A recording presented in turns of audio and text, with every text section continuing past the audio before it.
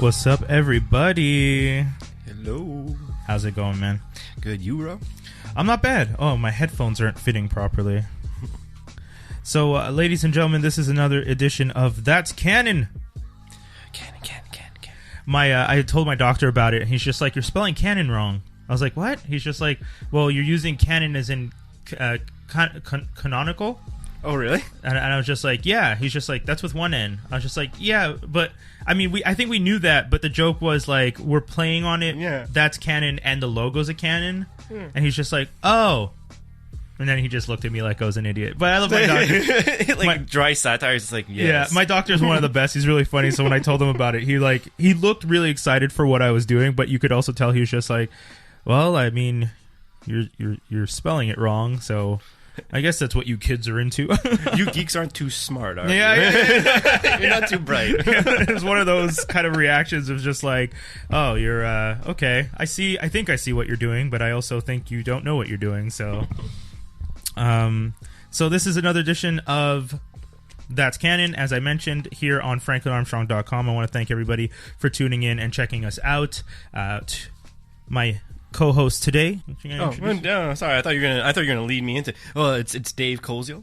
Yeah. I'm part of the wonderful group of Squared Idea, which is a Montreal-based Comic-Con led and created by Mike Wilcox and Chris Nicholson, who we're starting to publish our own comic books. We have 2 under our belt, The Fathom and Trinity.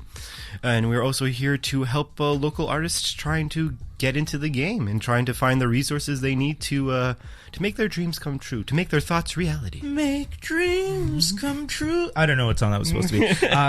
Yeah, so what's the website? Because I always feel like I'm saying it. It's squared-idea.com. Okay. Yes, and you could also find us at Patreon, which is a great website where a lot of independent artists posts their work, whether it be just regular art, comic books. I think they also do to a certain degree like video clips, but I'm not too sure about that one. Don't quote me on that. But it's a great way to find local artists or international local artists, independents, if you will, and support. And with that said, I am directly quoting you and sending that out into the world. No, I'm joking. Go for it.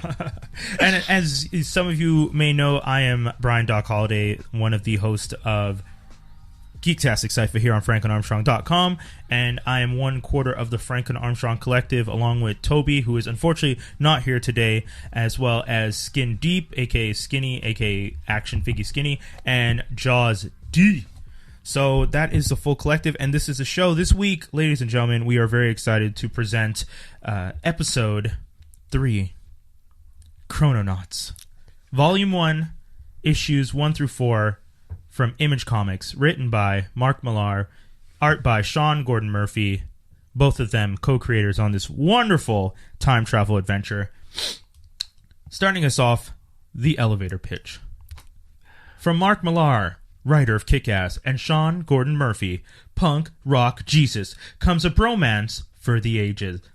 Corbin Quinn and Danny Riley are 2 buddies who love to have fun. They're also scientific geniuses. When their research leads them to a time-traveling adventure, will they use their knowledge for the good of all mankind, or use the space-time continuum for their own ends?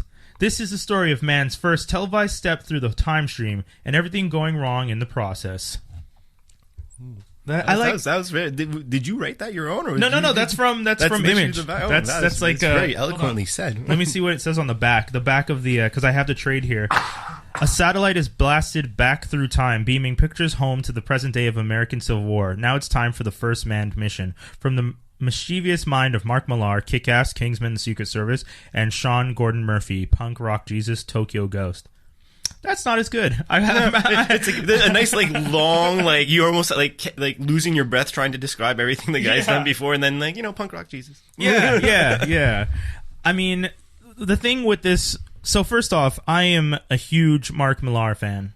I'm a huge Mark Millar fan.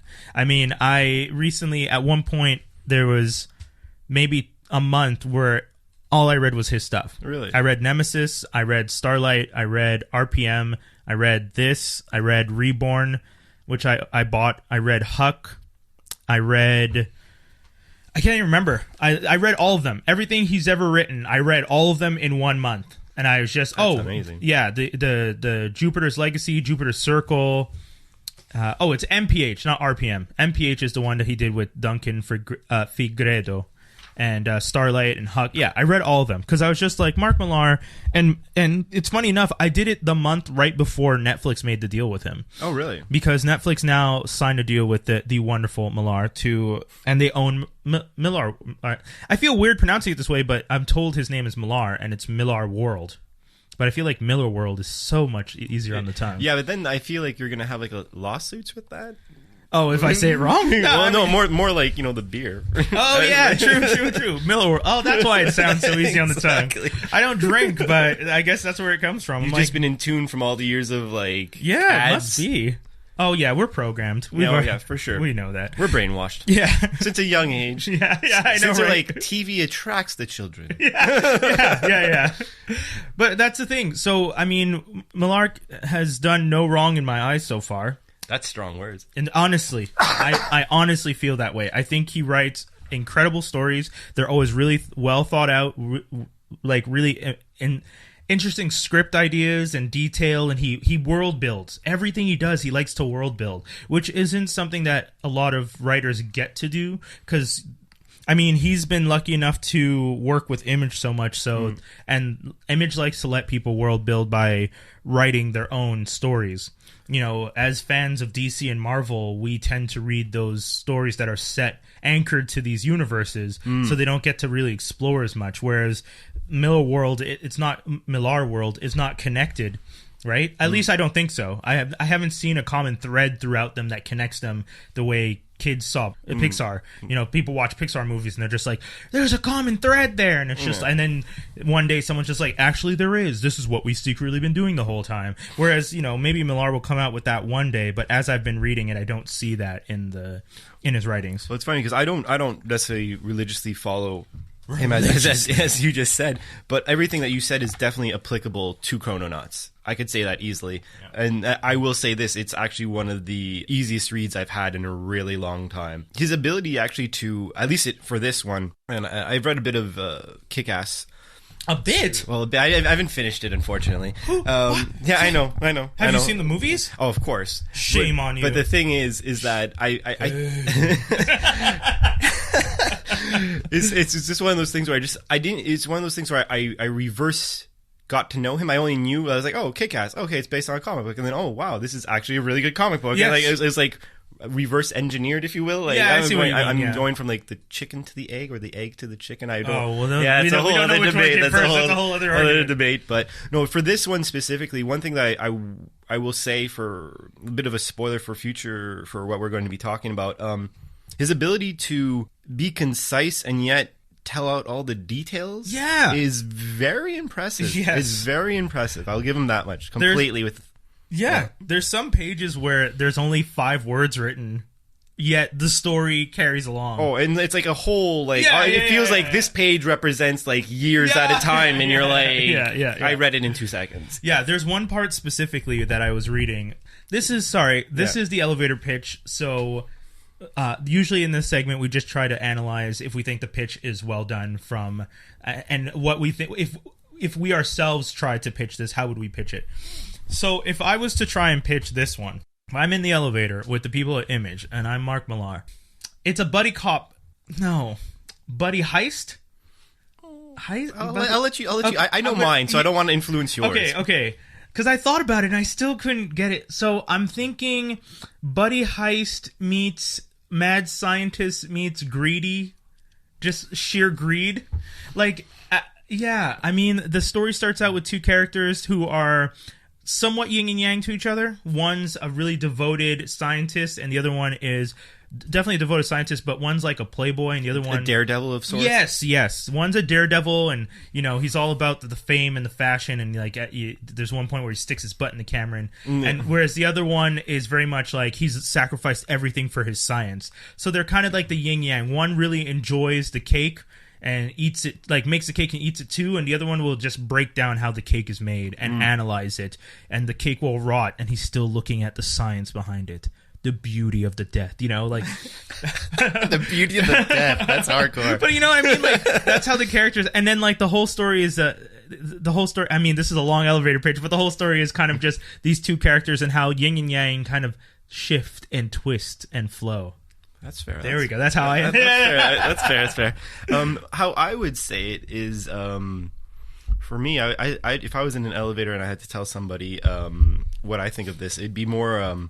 What I'd be like, what would you and your friend do if you had a time machine? And then if everything messed up, how would you fix it? Yeah, that would be like the quickest elevator pitch to it. Yeah, and at the same time, the caveat being, you and your best friend are actually badasses at the same time, and one of you is excessively intelligent, while the other one's just excessively a thrill seeker. That's how I'd say it. That's fair. It's all about that thrill, baby. Thrill. So we're going to go into our next segment right now here on That's Canon. This segment is called Best, Fave, Worst. Oh, yes. And this week... B.F.W. Yeah, the B.F.W. I'm trying to think of another thing that B.F.W. could be, but anyways, Best, Fave, Worst, or worse it is. This one is going to be the Best, Fave, Worst time machines. Very appropriate. Yes, it's very much in line with what we're doing today. And I think, if anything... this one is going to be a little interesting because we're going to try and break it down with... I mean, there's so many time machines. Yeah, well, but let's make it clear when people are listening to it. Time machine is the key word, so someone's ability to do it is not included in this. No mutant powers or anything. It has to physically be some type of thing that you use to do it. Yeah. So, well, do you want to go first or you want me to go first for this? I'll go first. Take the stage. We've both discussed the worst already, and I think we both agree with the worst. Well, we don't have to... Oh, wait, you might change yours? I might change mine, but I'm pretty sure we're going to stay. I mean, The Time Machine by, what's his name? Damn, I totally forgot the author now. But The Time Machine, the one that is like the classic original where it's like a wicker basket chair and like ugly levers and a big old clock and can only move in one direction of time. You kind of suck to me. You're kind of the worst time machine I've ever seen because I feel like you take away all the things that make time travel fun, and I don't get why you were a thing. I don't. I mean, you know what? I'm being a little blunt. I'm being a little mean. You're the worst time machine, but you're the most important one. That's how I should say that. Because you were one of the first time machines, and you did influence a lot of science fiction writers to create. So as much as I think your design and your machine sucks, your story was well told. And you did influence a lot of the other time machines that I do appreciate. See, that's a lot better. That's a little better. Yeah, because I was being a little cruel at the beginning. With that said, my favorite time machine, for those who know me, would know that it's the DeLorean for Back to the Future. I am a huge Back to the Future fan, and the fact that it gets destroyed at the end of the movie... And I don't even dare say spoilers, because if you're listening to my show and you haven't seen Back to the Future, you have homework to do. But yes, Back to the Future, the DeLorean, Marty, Doc, that's easily my favorite time machine. And then what I would say is the best time machine, I'm going to say the police box from the TARDIS from Doctor Who. Oh, man. I really do think Chris Nicholson's gonna hate me, but I hate that show. Oh, that's fine. I mean, you can, and you know what? I'm just gonna say this one thing: Chris Nicholson, Doctor Who sucks. Oh, I hope he hears this. But you gotta be careful. To all the Doctor Who fans, that wasn't directed to you. I mean, it's a fine show, but Chris, Doctor Who sucks. I don't know if you can say this isn't directed at you, the fans, and then continuously say that their show, one of their favorite shows, sucks. I mean, I feel like they're gonna take that personally, but sure. For everyone listening who heard that statement, I do not agree. I'm the black sheep on that thought. I won't even lie. But yeah, I mean, the TARDIS is, although the TARDIS does cause some issues with the way it time travels, because it likes to take you where you need to be as opposed to where you want to be. I still think that when it comes down to time travel, it itself is one of the more interesting time machines, and the fact that it seems a lot more secure than most of the other time machines, I mean, a lot of people can go into the TARDIS, but you can't just... There have been a few people who have stolen the TARDIS, but usually it's other Time Lords or people who understand what the TARDIS is. Whereas the DeLorean, for example, gets stolen by Biff. And that, to me, seems like that's way too easy. And if you've watched... I mean, there was a recent version of The Time Machine, the show. There was a TV show on ABC that got canceled immediately because it was a horrible show. But, Jack the Ripper steals the Time Machine. Oh, wow. Yeah, that's how that one's written. Yeah, Jack the Ripper is the one who steals the Time Machine, and then his friend who created the Time Machine, it goes through time to try and stop him. And once again, yeah. So those are my best is the TARDIS. My favorite is the DeLorean. The worst is the original. I don't know if it's the original, but what I would consider the original, the Time Machine. And I'm going to look up who wrote that in the meantime while you say yours. So Perfect. Well, for me, I think the best, and I'm going to also say it's a little biased because I actually really enjoyed the read that we just had. I actually think the Chrononauts version of their time machine is the best because they actually have a suit. Yeah. And the suit has a power battery of like 100 years. So it's good because you could put it underneath your own clothes. You could use it basically at any time. And when it's a skin tight suit. It's a skin tight suit, and it's like, you know, it's on you. It's on you. You're able to use it whenever you want. And if you get to read, whoever's listening to us, if you end up reading the Chrononauts, you'll know exactly what I mean by the excessive ease of use. H.G. Wells wrote The Time Machine. Thank you, not Jules Verne. I apologize. There's many a geek out there who wants to stab me right now. Okay, I'll let you continue. It's kind of right. We got to cover all your bases. And with that being said, I'm not saying Doctor Who's the worst show ever. I'm just saying that because I wanted to get underneath my friend's best. One of my good friends' skin. So yeah, I definitely think the best one in regards to design and usage would be the Chrononauts suit.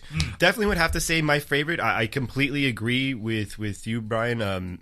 Back to the Future DeLorean. Yeah. Because although the Time Machine... The original Time Machine was, as you said, like one of the thing that allowed a lot of people to think about. Yeah, the science fiction sparked from.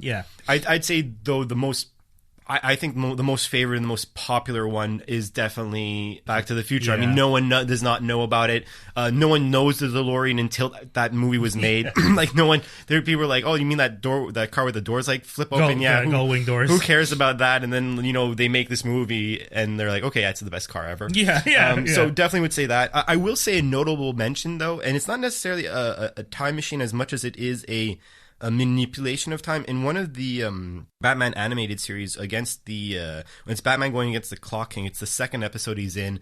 The Clock King actually like deceives a scientist and steals one of his devices, which is just this little thing that you put on the side. It actually kind of looks like a Super Nintendo remote. Okay. And it just allows you to speed and pause time. It doesn't allow you to go into time, though, but it allows you to manipulate time. Okay. And that's just one of those things I thought was always really, really cool. If you guys if anyone wants to watch the episode, just research Batman animated series, Clock King, second appearance. You'll probably most likely get it within the first viewing or so on Google or whatever. And it's just it's a cool little toy. I'm not gonna lie. Yeah. And then the worst, I'm going to tie the Time Machine. Okay. And I'm only saying that because Futurama, the professor in Futurama, essentially made a time machine that was also only goes forward. So I'm saying that they're tied for crappiness. Yeah. Except for the reason why the Time Machine wins over the worst, over the Futurama one, is at least in the Futurama, they said that time is a circle. So he was like, if you go far enough in time, you will come back around. So they just kept on looping back and missing their target of what they wanted to fix. So they're just like kept on screwing up.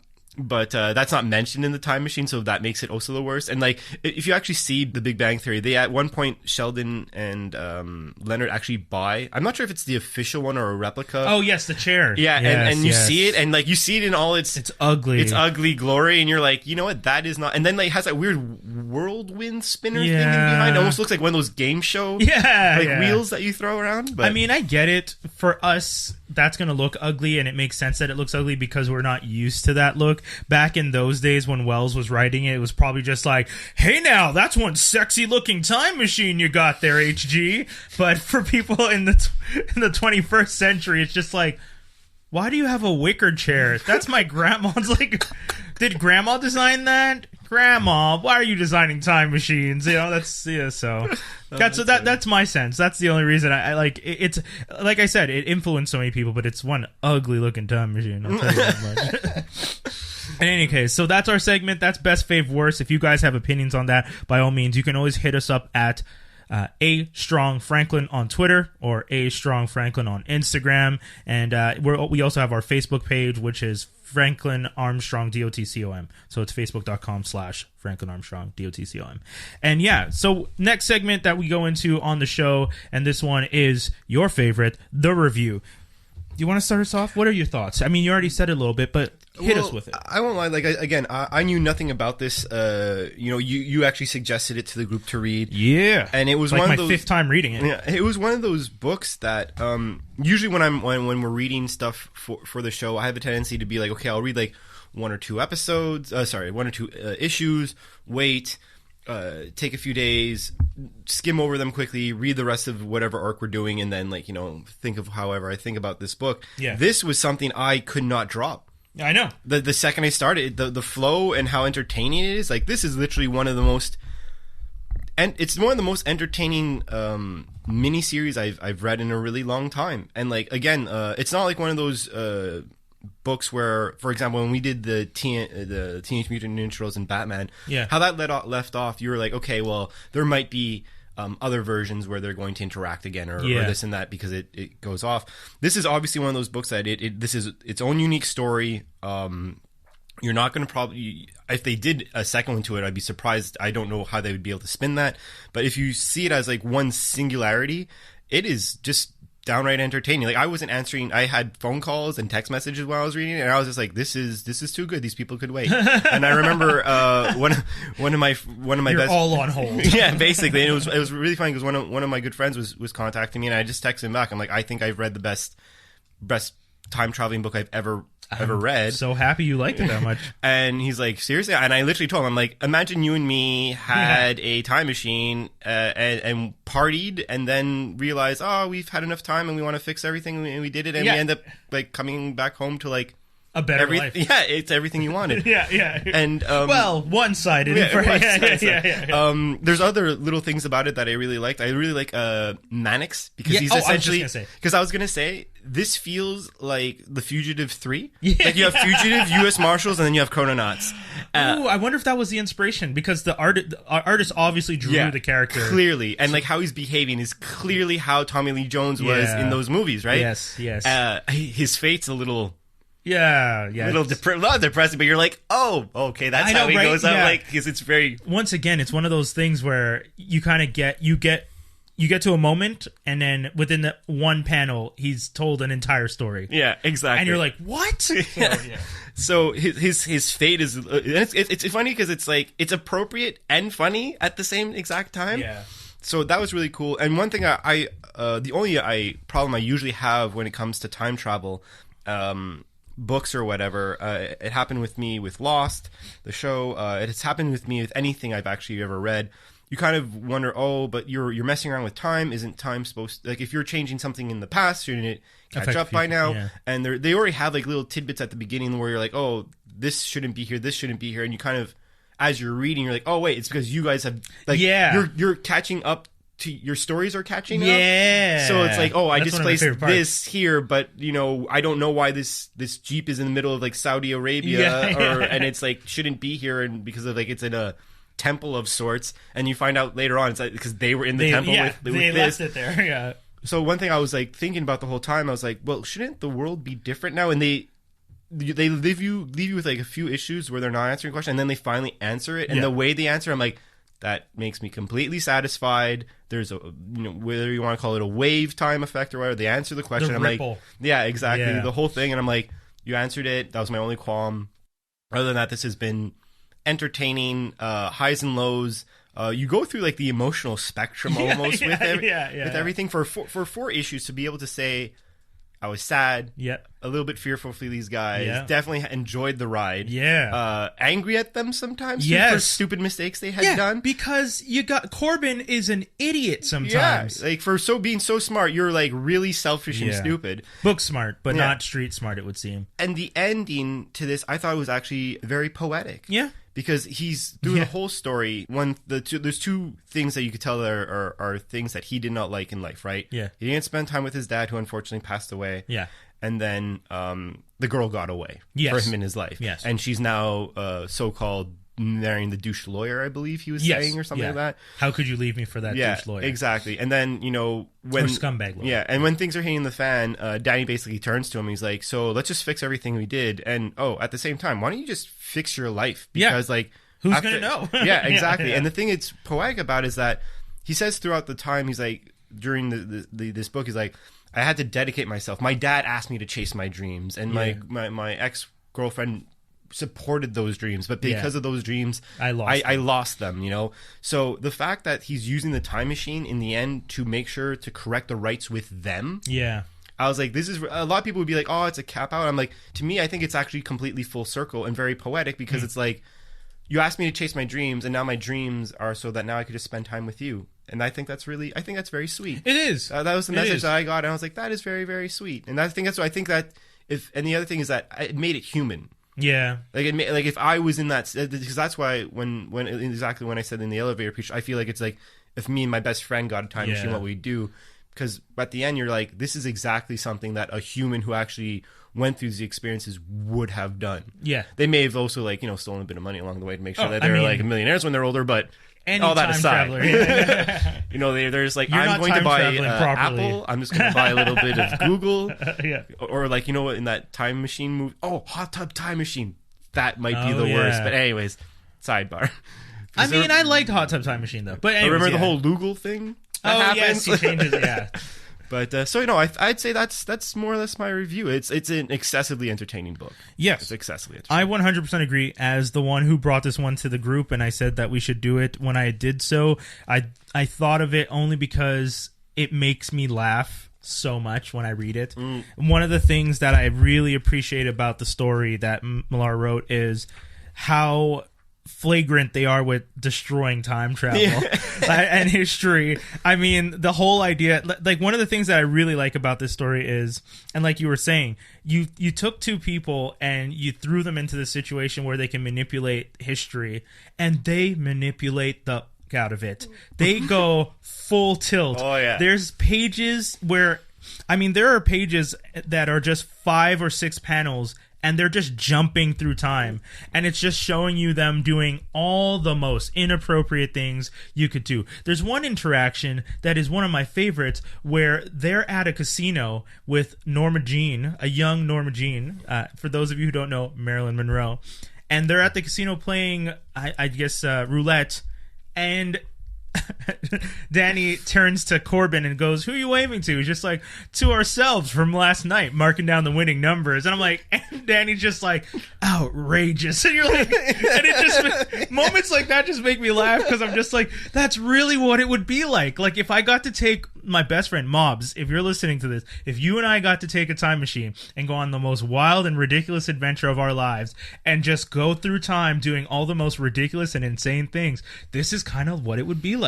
We would just and that's what I think. I really think Millar took advantage. Him and Murphy took advantage of the fact that the bromance. They really took advantage of the idea of like two guys who, and it doesn't have to be guys, it could be girls too, it could be anyone, but just two people who really like to get down and party and have a crazy time, who are this tight, like fingers crossed tight, and they're just like, how are we going to do this? What are we going to do? Let's do it. And they just go out there and do the most ridiculous things. And then you're bumping into yourselves throughout time. Yep. That's the even funnier part. Like, if I got to hang out with myself and my best friend and my other, like his other self, running through the streets of God knows what city, it sounds like the most incredible adventure. And somehow Millar was able to put all of that into just what 80 pages? I don't know. Like, it's such a tight, quick read, but it's so fun. And one of my favorite things is just the idea of they're not the odd couple. No.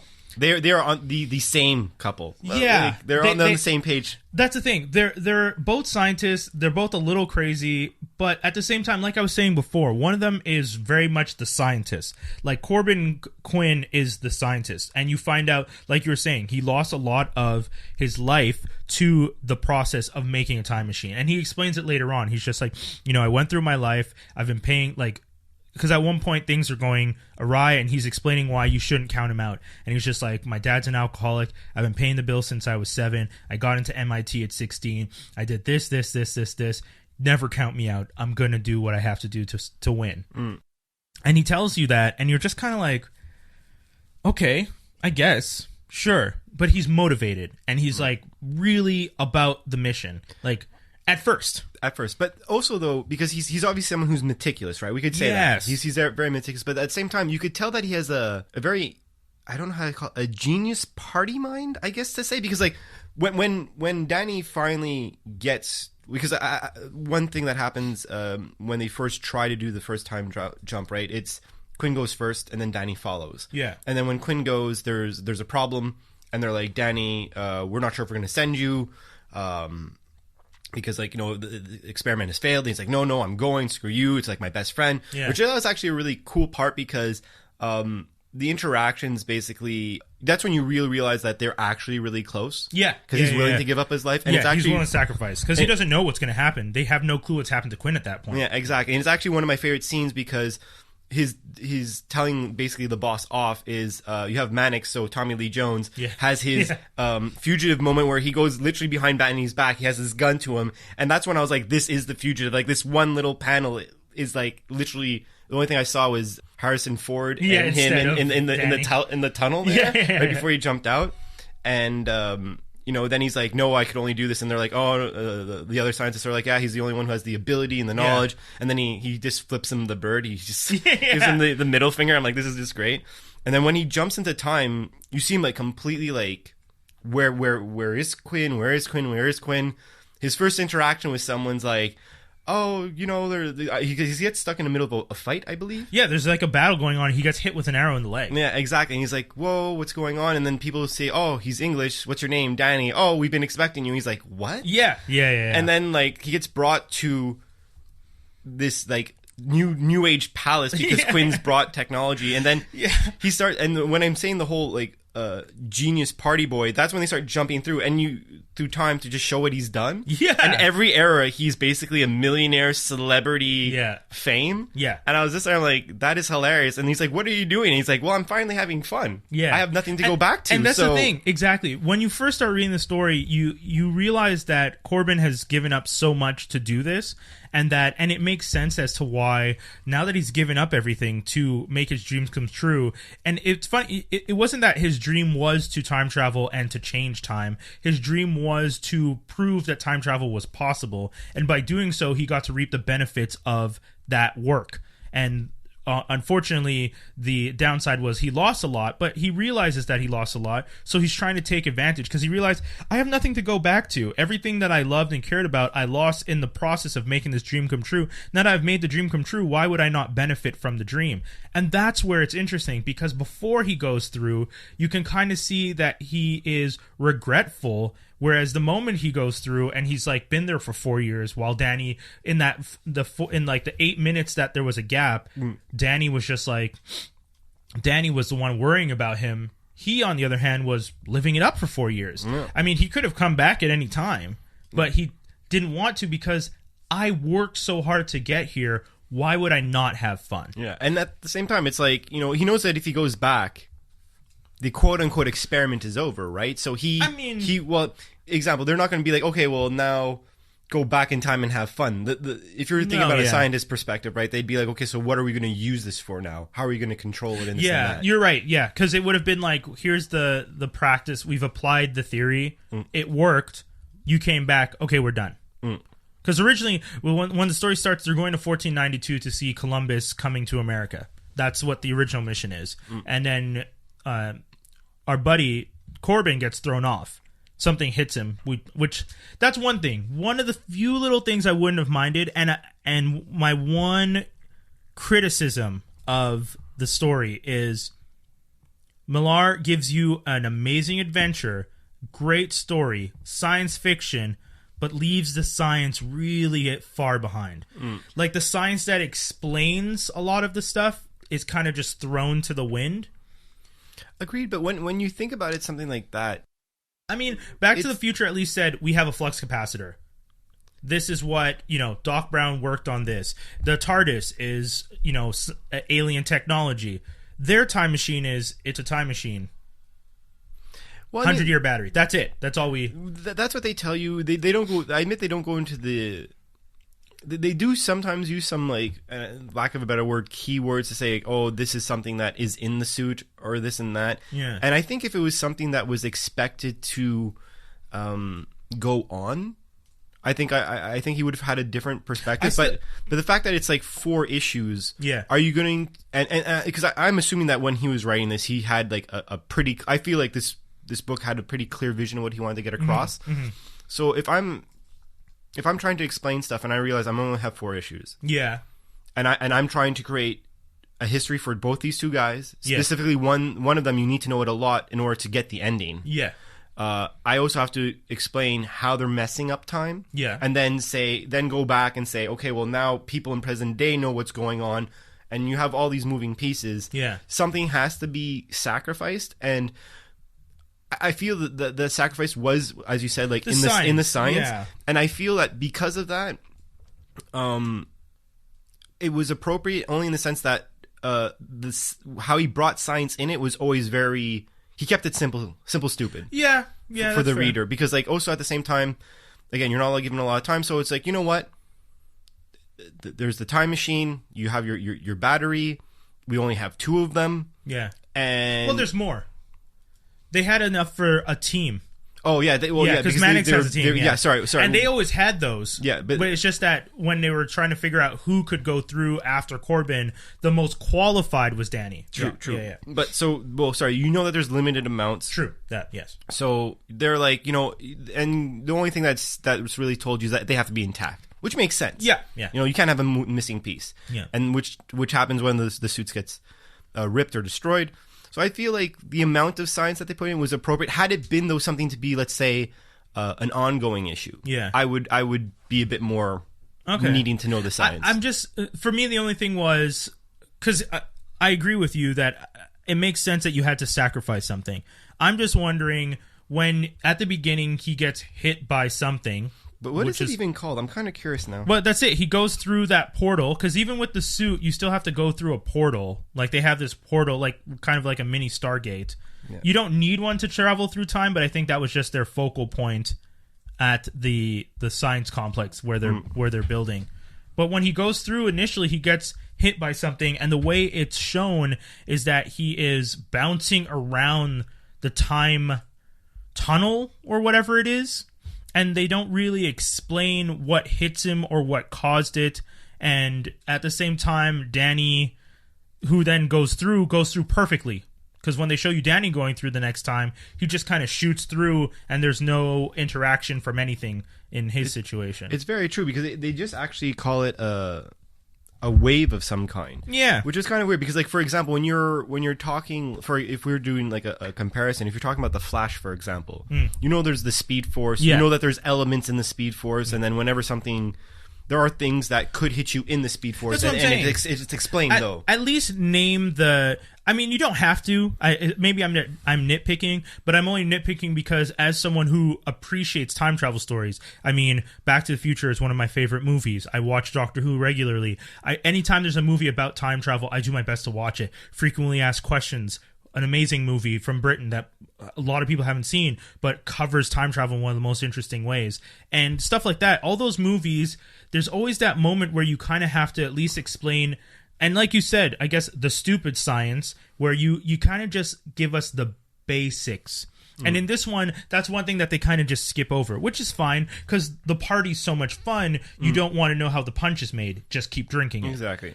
I'm just the type of person who, because I like time travel so much, I want to know what it is. But I will say this, your statement about how this could be a closed story, granted, easily it could be.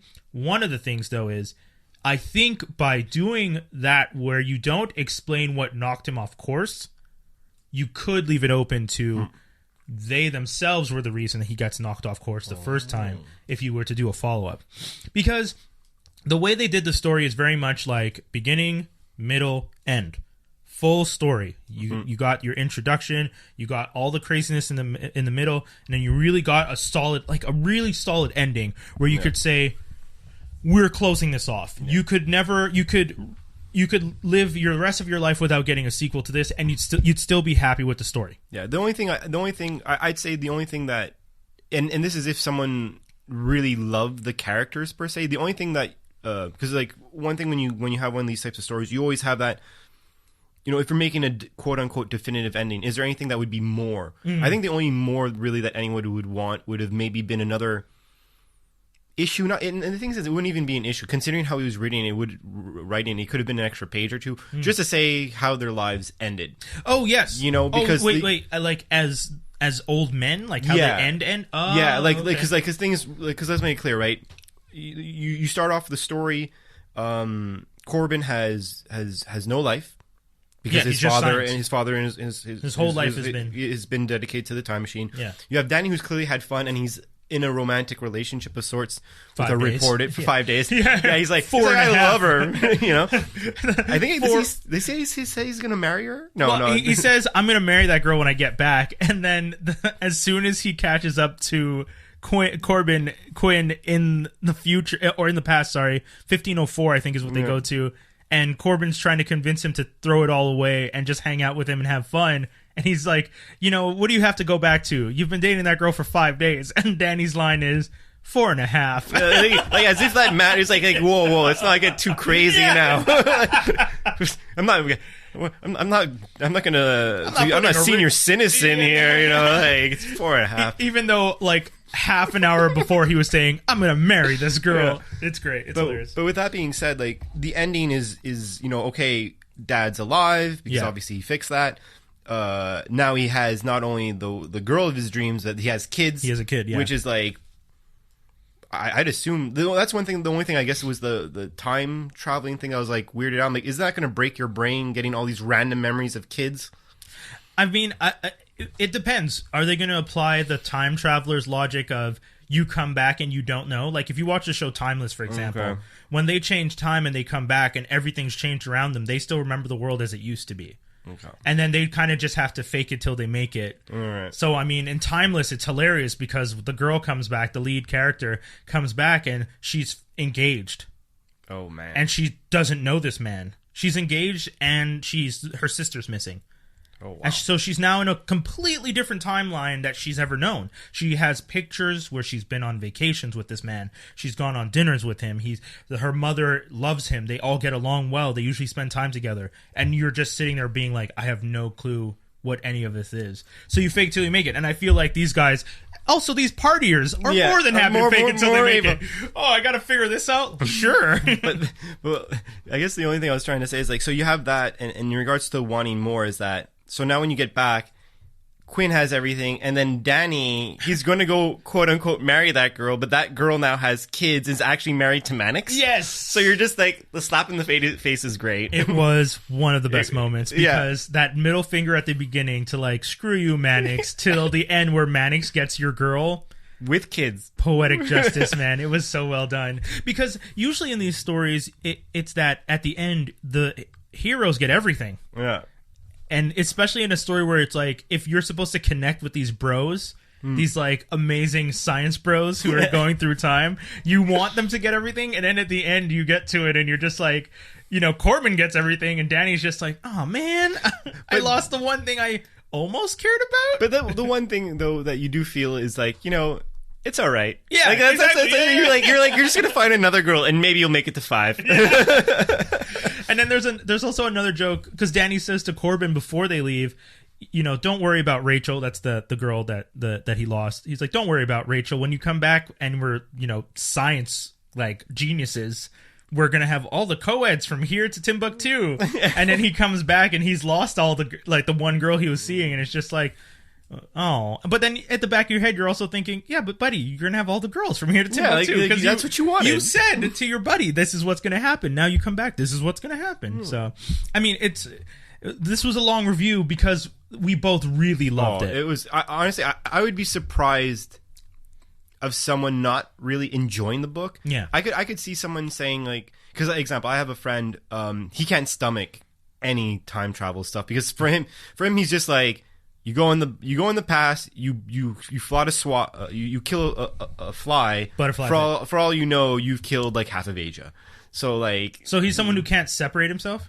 Well, it's not that. It's just, he's like he doesn't believe. He's like the second you go into the past, if you were to like do something, hypothetically, the ripple effect or the butterfly effect, you have no idea how it would work. So for him, he thinks that everything's convoluted when it comes to that. I mean, so if you're someone who thinks that way, you might not like this. Question: Is your friend a fan of like superhero stories and stuff?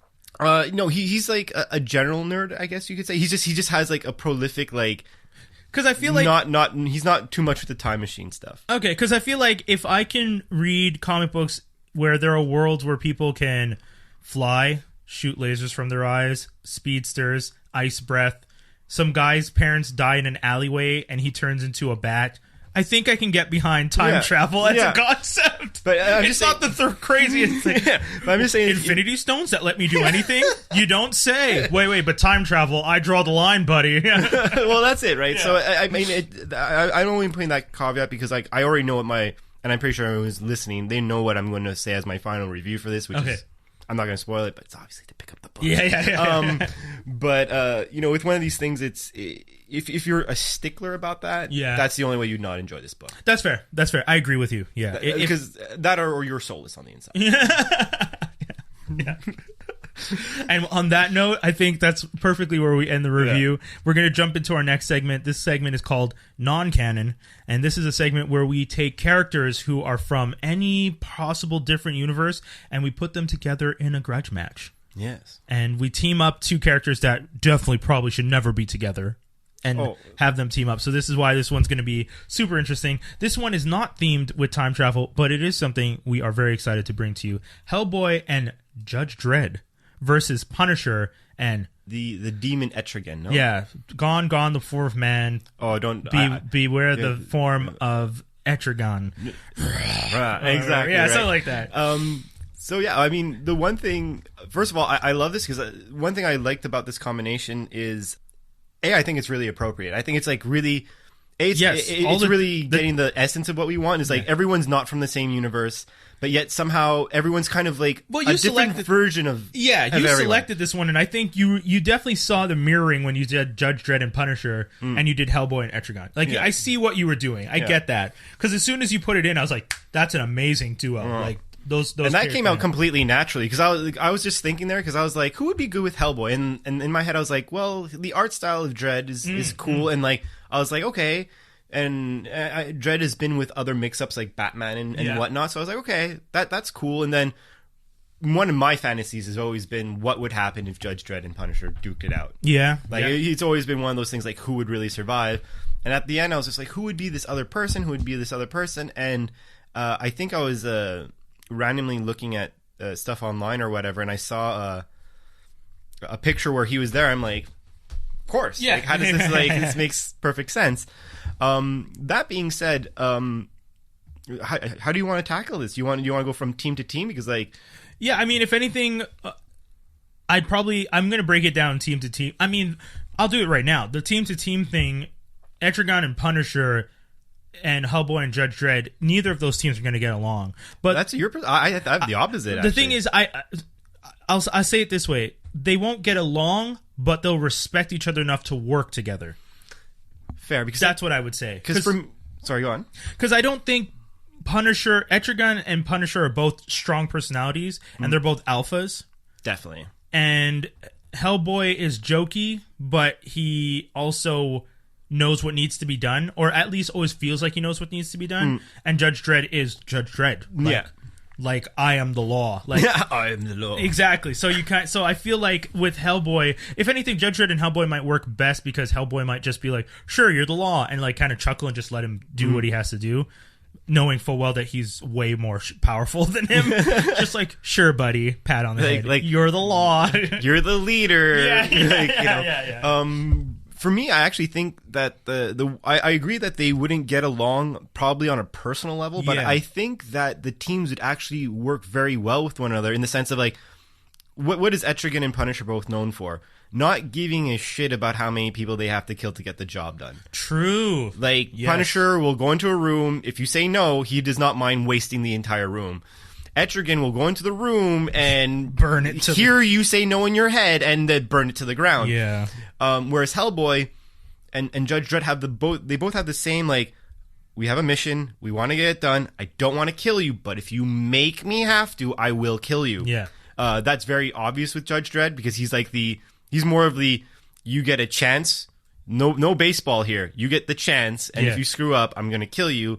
Whereas Hellboy is like, if you keep punching me, I'm going to lose my temper, and I will kill you if you keep punching me and stop me from what I'm doing. So I think that the unisons of the team would work out well. Yeah. So then it's just a question about who would win over the other, and it's so hard because, well, Judge Dredd, like, let's be honest, it'd almost be direct clashes right away. Like, I feel like Hellboy and Etrigan would have, like, Hellboy would be like, you're a big demon, you think you're better than me? Yeah. And Etrigan would be like, how dare you think you're more powerful than I? Yeah. And, like, just go naturally go at it. Once they meet on the battlefield, they have to pair up that way. It's not the type of cross pair where Punisher could really try and take Hellboy. Because, I mean, he would be ballsy enough to, but Etrigan would be more like, yeah, okay, little human. Exactly. Because it's one of those situations where, and I agree, but Punisher is definitely the type to say, like, I can do it. It's more a matter of your relief in yourself doesn't equal that you can actually fulfill that. And I don't think Hellboy and Punisher, I mean, there's probably some geeks out there who'd be pretty upset with this statement, because I know there's a lot of Punisher fans who think he can take on anyone. Well, he's proven it before, right? Yeah, he has but the fought.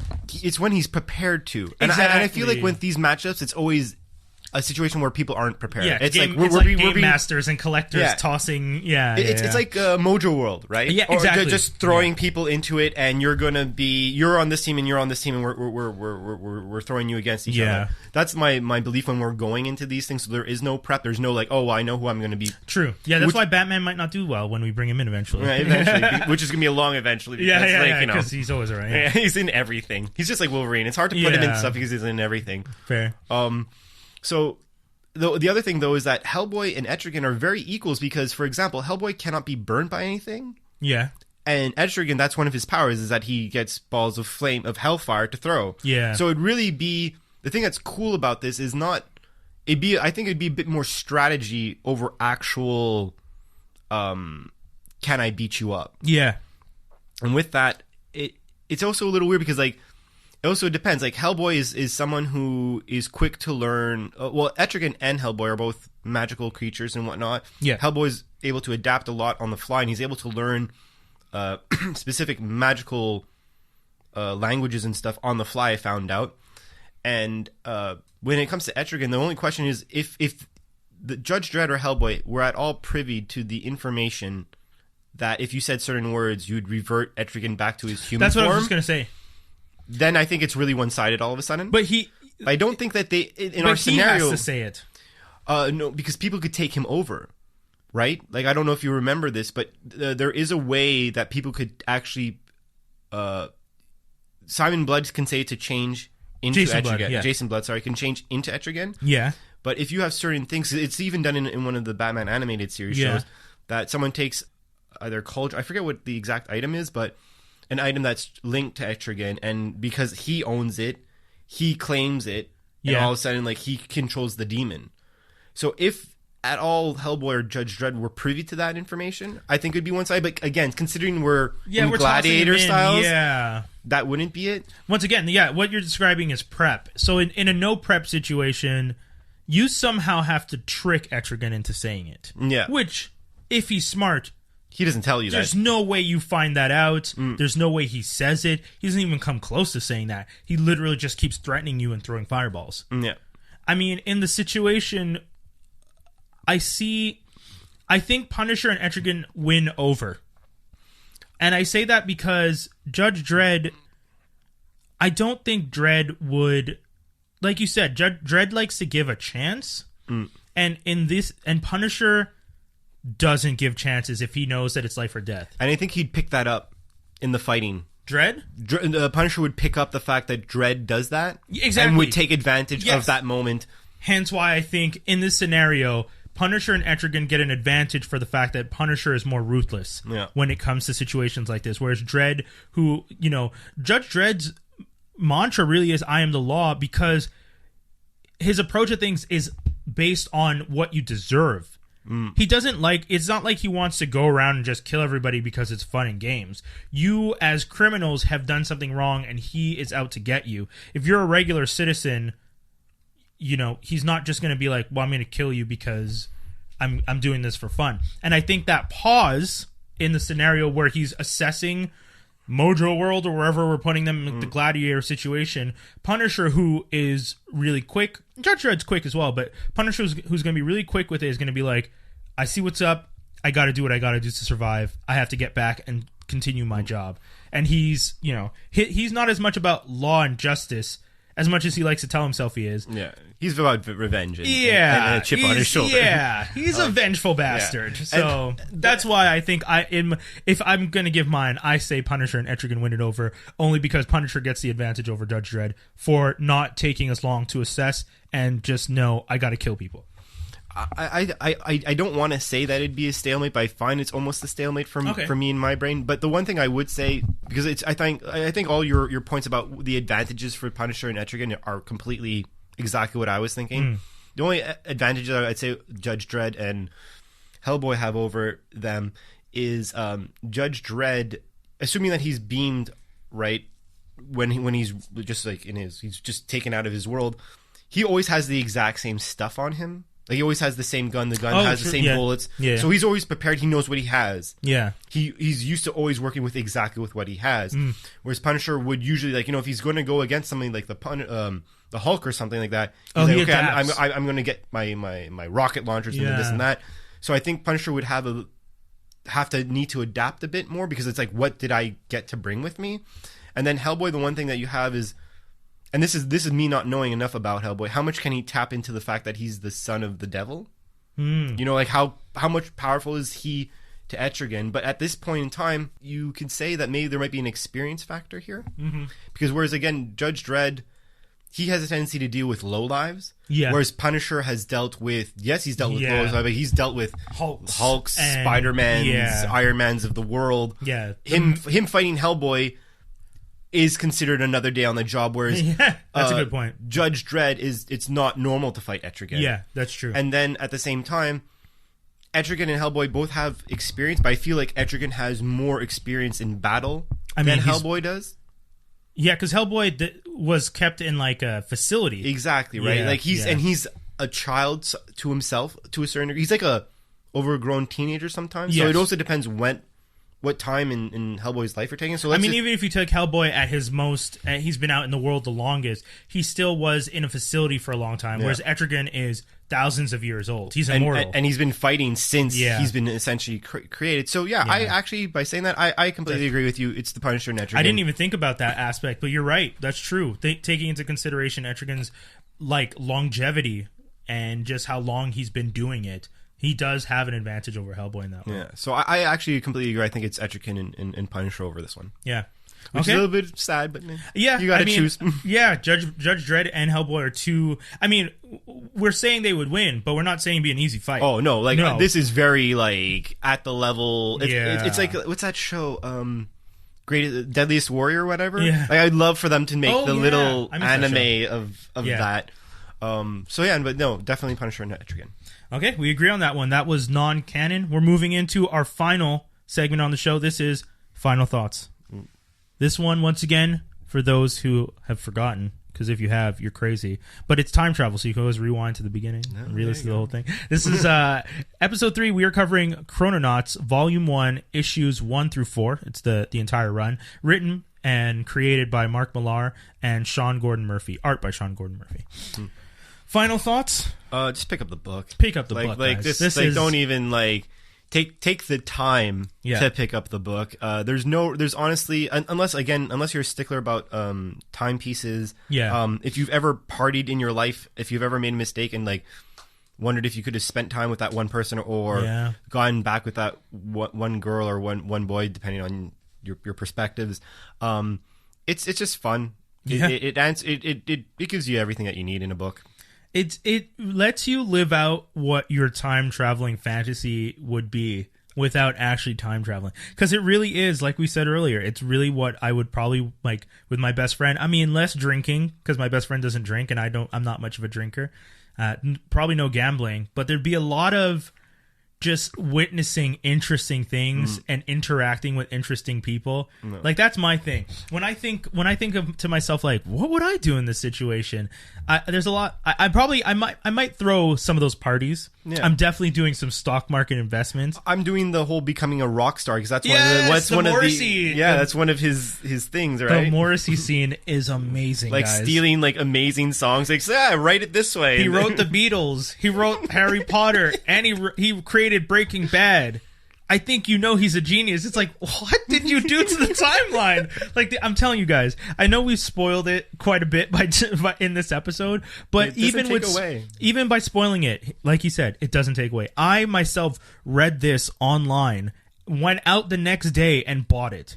Yeah, I honestly, I'm probably going to add it to my collection. Yeah, it's one of those titles that you want to own. It's one of those things that, it 4 issues, but it's a perfect 4 issues. Millar and Murphy really went out of their way to create a really interesting and fun story, and it almost makes me think that did they see themselves in the character? Yeah, that's it. Are they? You Quinn feel like and it has Riley? to be based off of something. Yeah, like maybe not the science part, but there's some personal connection to this book for sure. Yeah, maybe it's just the fact that they realized. For example, maybe one of them had a family tragedy. Yeah, but I think everyone could easily relate to that. Like how they write the concept of like the one that got away. Yes, I feel like how they wrote it was like everyone's gone through this. Yeah, no one cannot relate to this part of the book. And then the fact that like you're dating that scumbag lawyer out of all things, like you're like, it's always a scumbag. Like it's always a scumbag. Bad employment. Like you're a jerk. Yeah. I mean, so I'm just a quick nod, because at the back of the graphic novel you have it. It lists Mark Millar, Sean Murphy, Matt Hollingsworth, Chris Iliopoulos, and Nicole Bose. So I think those are all the people who contributed to the creation of this story. And I mean, yes, I think they all, because Matt Hollingsworth is the color artist, Chris Iliopoulos does the lettering, and Nicole Bose is the editor. So there you go. It's from Image Comics, guys. It came out in 2013, I think. Yeah, it's the Chrononauts Volume 1 printed in 2015, but the comic came out 2013. It's a really good read. We are both recommending it. Highly recommending. Like, honestly, if I had to give this on 10, I'm not going to say... yeah, sure, we do it on 10. I'm not going to necessarily give it 10, because 10 is supposed to be, like, utterly groundbreaking, but easily a 9. Yeah. Easily a 9 without even thinking twice. I'm giving it a 12 on 10 because no, I'm joking. Yeah, I think that the 8.5 to 9 region is where I'm sticking. It definitely has, like you said, 10 is something that if I read it, I would put it down and my life would change. Yeah, well, because like I give this a solid 9, because the second I finished reading it, I'm like, I want this to be a movie. Yeah. Like I want to really truly see this. Like, yeah. Like how it is, Yeah, it would be fun to see them try and recreate this in cinema. And I mean, this is one of those situations where I've said this before, and once again, this is now owned by Netflix, so if anyone's going to do it, it would be Netflix, which would be pretty cool. It's one of those situations where when you read the graphic novel, or the trade paperback, I should say, and you go through it and you really get a sense of what was done here, you think to yourself, that was fun. I think I would watch the movie. Yeah. And then the fact that Netflix bought Millar World and has the money to do this, because I mean they're doing 700 this year, 2018. They plan to do 700 original pieces of content. Wow.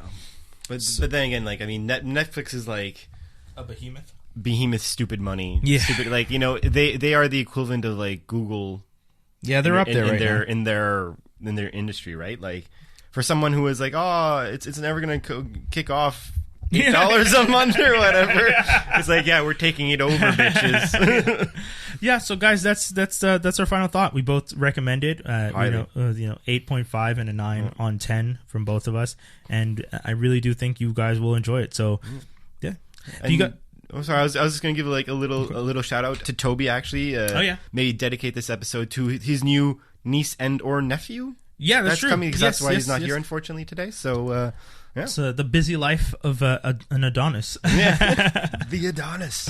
But yeah, guys, thank you so much. I mean, do you have anything for Top of the Pile? I mean, Top of the Pile is, we don't do it every week, but if there's any I have one thing that I want to tell people about, but if you have anything. I will say, because one thing I reserve Top of the Pile for is, because, we only collect so many comic books at a time, we can only read so many things at a time. Yeah.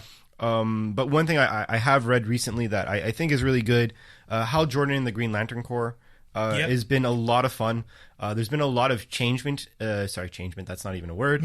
Reverse that. Wish I could go back in time and erase that. But there's been a lot of changes happening there, and now it's just gotten really interesting. In the current volume, the current story arc is actually Hal Jordan and Kyle Rayner go against Zod and his family. Oh, interesting. So they go to solve a problem on a planet, and they're like, oh, the problem with the planet is they're all hailing a new ruler, which is Zod and his family. And I mean, I don't really have to go much. Is it under a yellow sun at least? 2 yellow suns. Oh, so shit. It's really something else. Damn, yeah. It's really something else. So I know that they're not done the story arc, but I've read the I think there's 3 or 4 issues into it, and it's been awesome. And I'm also biased. I love the whole color spectrum in DC is something that I've always been a fan of. Yeah. I could dedicate that to my friend Ryan, who introduced me to Blackest Night. It's Blackest Night. Yeah. I used to always call it Darkest Night, so I had to... Yeah, I have Blackest Night. I read most of it. Yeah, very interesting. That full color spectrum. I actually have all the rings. Oh, sweet. Yeah, I own the whole collection. Yeah. Awesome. But yeah, no, so I would strongly suggest that. That's been a really cool read. Okay. As of late. For me, I'm just going to shout out, and I mean, I'm slightly annoyed by this, but not annoyed to the point where I wouldn't read it.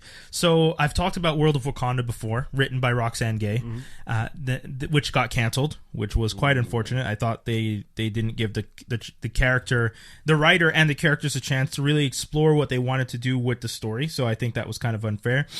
But even now that obviously everything Black Panther is really in the public eye and really popular, I feel that Marvel is definitely banking on things. Well, which, I mean, if you're a business and things are profitable and it's in the public eye, I can't really be mad at you for it.